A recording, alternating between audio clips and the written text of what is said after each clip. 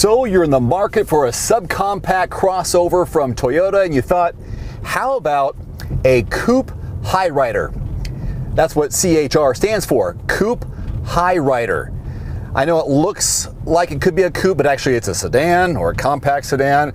But because of the sloping lines, it kind of is hidden. It looks like a coupe, but we actually have 4 doors. I'll talk about the doors and give you some demos coming up, talk about what's new this year, and a whole bunch more. So let's get started. Damn.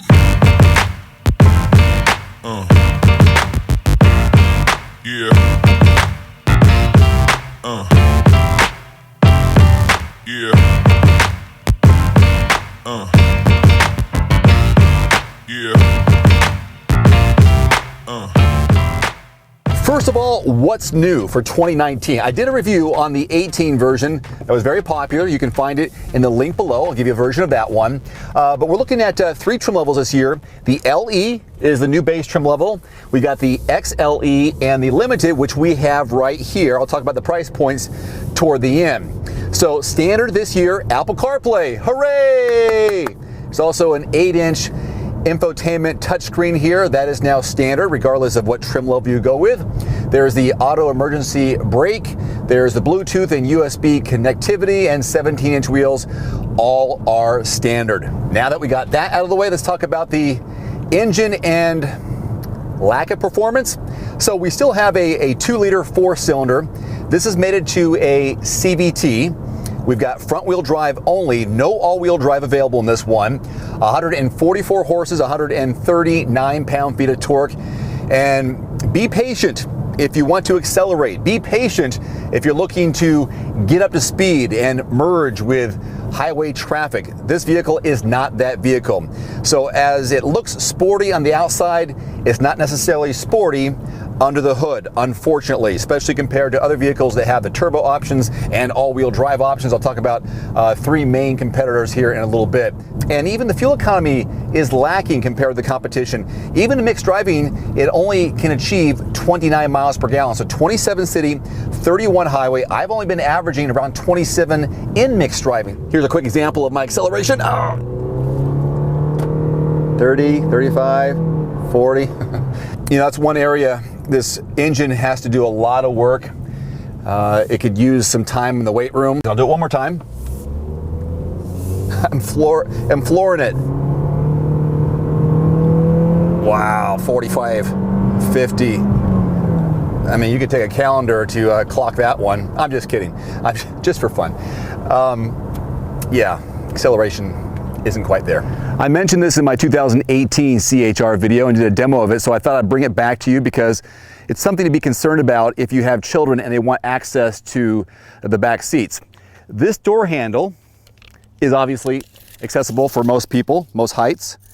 We're looking at right there at just under 39 inches off the ground before you put your hand in it. Now, if you have some kids who are trying to access the back handle, it is around 53 inches off the ground. So it depends on how tall your kids are.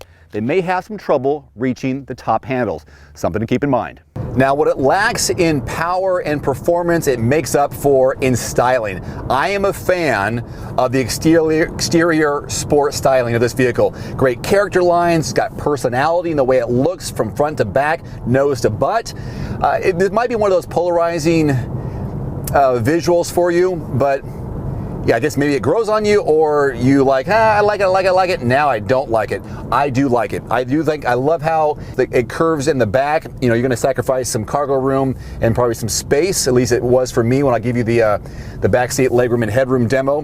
But I like the styling, and I think that is, you know, a nice little compromise if you're looking for compromises in terms of what it doesn't perform under the hood.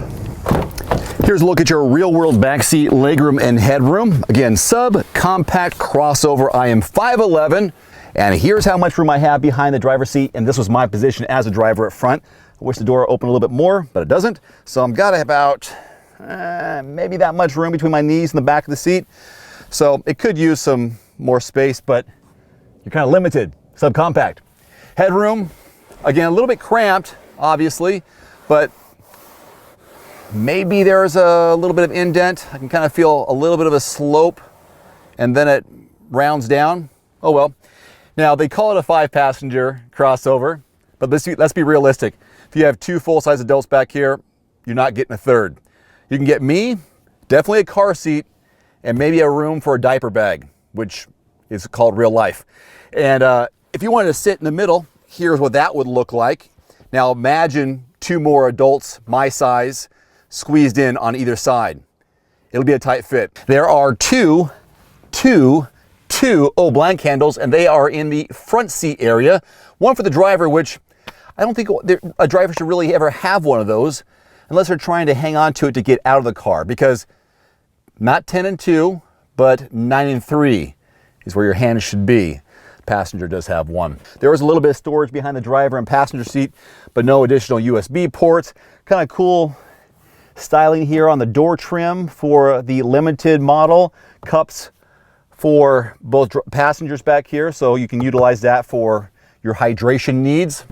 All right, you can just stop with the comments below about my Mandals, my Birkenstocks. I like to wear Birkenstocks. I like to wear comfortable shoes. And so you saw that with my backseat legroom and headroom demo. I'm wearing Birkenstocks, or Mandals, as you might say. So competition, I have 3 vehicles that I would put on the list. Unfortunately, I do think that this vehicle is 4th on this list of 4. Then I'm gonna go with Honda HR-V, Hyundai Kona, and number 1 in the subcompact crossover category in these 4 vehicles. I'm gonna go with the Mazda CX-3. See, those vehicles have better engines. They've got, there's an all-wheel drive element available. Yes, all-wheel drive available, where this one does not have it. And fuel economy is going to be, in the 30 to low 30s with those vehicles. This has an uphill battle, but then again, it's all about matter of what you want. The more and more press events I go to and more education I get from the representatives on the stories they're trying to tell around their vehicles. Some people aren't buying a car based on fuel economy. Some aren't buying it based on looks. They're looking at utility. They're looking at other criteria. Maybe it's cup holders. Maybe it's a family-friendly vehicle. You're gonna have to decide what it is you want. And so for me to tell you, hey, I like the way it looks, but I don't like the way it drives. Not that this one doesn't drive well. I say it's not sporty in terms of, it's get up and go, but it's quick and nimble. I mean, well, not quick, but it's nimble around corners, easy to steer, easy to maneuver, easy to get in and out of small spaces. It's just not that vehicle that you use because you want to get off the line fast, okay? So when you're looking at these other vehicles I'm mentioning, the Kona, the HR-V, and the CX-3, what is it that matters to you is the bottom line. So I'm just going to give you some of the pros and cons of this one, some highlights, some numbers, and then you continue with your research and of course do your test drive. There is one simple and easy way to open the trunk lid or hatchback of the CHR, and that is to do it manually, because we don't have anything here on the key fob to press, nor do we have anything in the door panel or left of the steering wheel. So to find the pad, just look directly below the Toyota logo to the right of the backup camera. Press your fingers up there, you'll find the pad, and lift it up. Now, the cargo volume behind the back row is 19 cubic feet. Fold those down, you increase it to 36.4 cubic feet of volume. Now, I'm using my golf clubs as a demonstration here to show you how wide the opening is. I do have my tape measure as well, and to tell you there, just about 39.25 inches wide. So I thought maybe in the future, starting with this video, I will use my Everyman golf driver to show you, or use this as a measuring stick. Right here, it is not wide enough to put this in directly. Of course, I can slide it in, it'll fit. Golf clubs fit no problem. So my irons are okay. So if you're an iron man, like I am, just barely fits. But the driver will not fit long-wise. So you can put 2 golf clubs side by side, stack them up. You can get a bunch more in that way. And again, fold those down, which you do by pressing these tabs back here, press forward, and you increase it to over 36 cubic feet of volume. Two other points before we get to the final MSRP. Road noise is not a factor. In fact, I was thinking just a couple of days ago, this is a very quiet ride, especially around town. Yes, you're going to have that noise or that drowning sound when you're trying to accelerate and get up on the highway. And I read this comment recently that said someone was not getting headaches, but there was something about noise fatigue at highway speeds. I thought, you know, I really didn't notice anything that would be a downside of driving on the highway in terms of road noise inside the car. So it wasn't a factor to me. I thought it was quiet around town, but again, everyone's got their different perceptions of what's loud and what's not loud.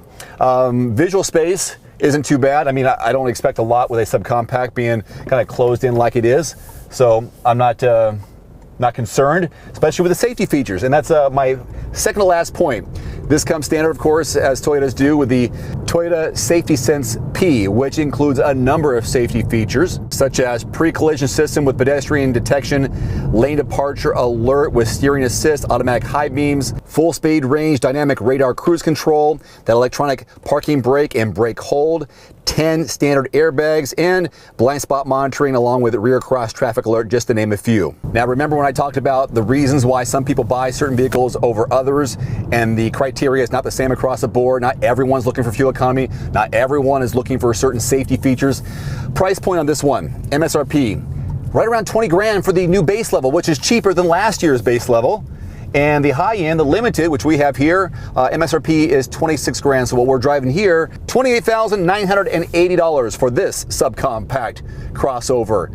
I hope you found this helpful. Until next time, I'm Dave Erickson with Everyman Driver. Have a great one. Thanks for watching. Drive safe. Adios. Back here. Yeah, you can get two more. Not a big deal. But a third, I wouldn't think so.